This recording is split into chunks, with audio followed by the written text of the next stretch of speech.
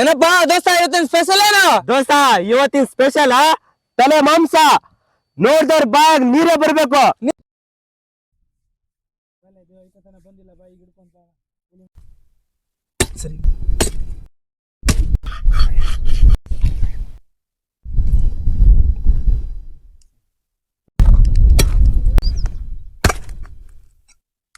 ಜಗಮ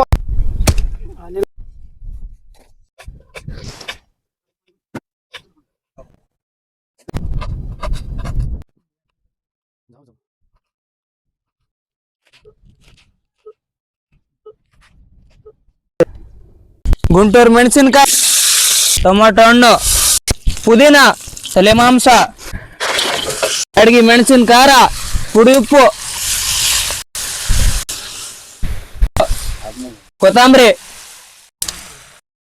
ಪಾಲಕ್ ಪಲ್ಯ. ತಲೆ ಮಾಂಸ ಹೆಂಗದೆ? ಸೂಪರ್ ಇದೆ ಕಣ. ಬಾ ಏನ್ ಸಖತ್ತಾಗೈತಿ.